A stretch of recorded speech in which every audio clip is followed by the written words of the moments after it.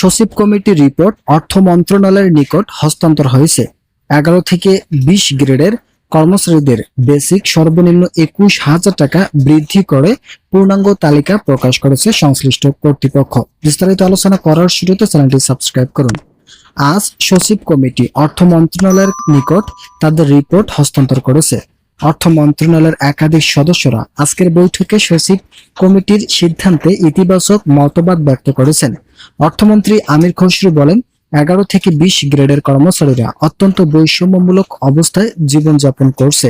তাই তাদের যদি বেতন 21,000 টাকা নির্ধারণ করা হয়, তাহলে বর্তমান বাজার দরের সাথে অর্থনৈতিক সমস্যার অসামঞ্জস্যতার পূর্ণতা পাবে, যার ফলে সচিব কমিটি ও অর্থ মন্ত্রণালয়ের একাধিক সদস্যের গুরুতর বৈঠকে চূড়ান্ত ইতিবাচক দিক নির্দেশনা গ্রহণ করা হয়েছে। বিশেষ করে 17 থেকে 20 গ্রেডের কর্মচারীদের জন্য রেশন সুবিধা প্রথম ধাপ থেকেই কার্যকরের অনুমোদন পাশ করা হয়।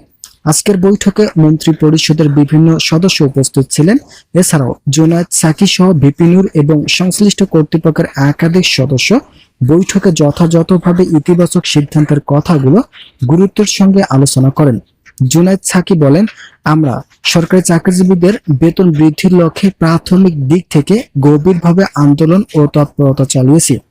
অন্তর্বর্তীকালীন সরকার থেকে সরকারি চাকরিজীবীরা যখন আন্দোলনের মাঠে ছিল, তখন থেকেই আমরা ভিপি নূর সহ মাঠে সশরীরে আন্দোলনে অংশগ্রহণ করেছিলাম। তবে যেহেতু বিএনপি সরকার এখন ক্ষমতায় এসেছে, তাই আমরা সরাসরি বেতন স্কেল বাস্তবায়নের জন্য নতুন তৎপরতা চালিয়েছি। এই তৎপরতা অনুযায়ী কর্মচারী বান্ধব সকল সিদ্ধান্ত গ্রহণ করা হয়েছে। যেহেতু সচিব কমিটির হাতে সকল কিছুর দায়িত্ব অর্পিত করা হয়েছে, তাই সচিব কমিটি ইতিমধ্যে সকল কার্যক্রম শেষ করেছে এবং গেজেট প্রকাশের নির্দেশ দিয়েছেন। আপনারা এখন পর্যন্ত যারা চ্যানেলটি সাবস্ক্রাইব করেননি, তারা অবশ্যই চ্যানেলটি সাবস্ক্রাইব করে ভিডিওটি কন্টিনিউ করুন।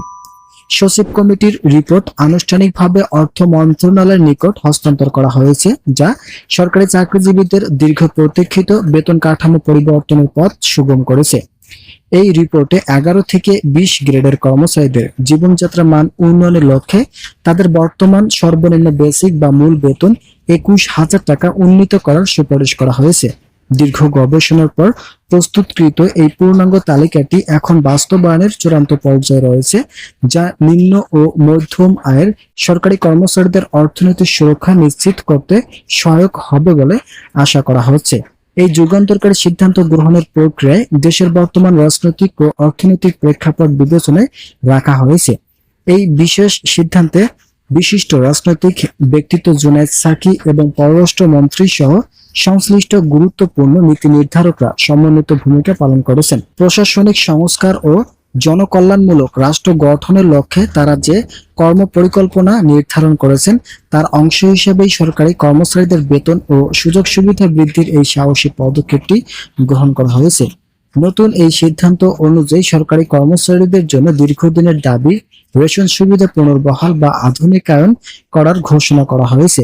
এছাড়াও বর্তমান বাজার মূল্যের সাথে সামঞ্জস্য রেখে নিত্য প্রয়োজনীয় পণ্যের সহজলভ্যতা নিশ্চিত করতে এই রেশন সুবিধা অত্যন্ত গুরুত্বপূর্ণ তাৎপর্য ভূমিকা রাখবে। এর মাধ্যমে মাঠ পর্যায়ের কর্মচারীরা কিছুটা হলেও মুদ্রাস্ফীতির প্রভাব থেকে নিজেদের রক্ষা করতে পারবেন এবং তাদের দৈনন্দিন জীবনযাত্রার মান কিছুটা স্থিতিশীল হবে। আপনারা এখনো যারা চ্যানেলটি সাবস্ক্রাইব করেননি, তারা অবশ্যই চ্যানেলটি সাবস্ক্রাইব করুন। অবসরকালীন সুবিধাকে আরো যুগোপযোগী ও শক্তিশালী করার লক্ষ্যে কর্তৃপক্ষ 100% সুবিধা বহাল রাখার ঐতিহাসিক সিদ্ধান্ত নিয়েছেন। এই সিদ্ধান্তের আওতায় একজন কর্মচারী অবসরে যাওয়ার পর তার প্রাপ্য সকল সুবিধা নিশ্চিত করা হবে, যা তাদের ভবিষ্যৎ নিরাপত্তা বিধানে অত্যন্ত গুরুত্বপূর্ণ ভূমিকা রাখবে। এই সুবিধাটি শুধুমাত্র নামমাত্র কাগজ কলমে সীমাবদ্ধ না রেখে বাস্তবায়নের জন্য সুস্পষ্ট রূপরেখা প্রণয়ন করা হয়েছে, যাতে অবসরপ্রাপ্ত সরকারি কর্মকর্তারা কোনো ধরনের হয়রানির শিকার না হন। অবশেষে উল্লেখযোগ্য পরিবর্তনের মধ্যে রয়েছে অবসরকালীন সুবিধার পদ্ধতিগত সংস্কার। এখন থেকে অবসরকালীন সুবিধার ভিত্তিতে মোট বেতনের একটি নির্দিষ্ট শতকরা হার পেনশনারদের ব্যাংক অ্যাকাউন্টে প্রতি মাসে নিয়মিতভাবে প্রদান করা হবে। এই মাসিক পেমেন্ট পদ্ধতি এককালীন বড় অঙ্কের অর্থ পাওয়ায় অনিশ্চয়তা দূর করবে এবং অবসরের পর একজন কর্মজীবীকে আর্থিক স্বনির্ভর প্রদান করবে। এতে করে অবসরপ্রাপ্ত ব্যক্তিরা তাদের পরিবার নিয়ে সুশৃঙ্খল ও মর্যাদাপূর্ণ জীবন অতিবাহিত করতে পারবেন।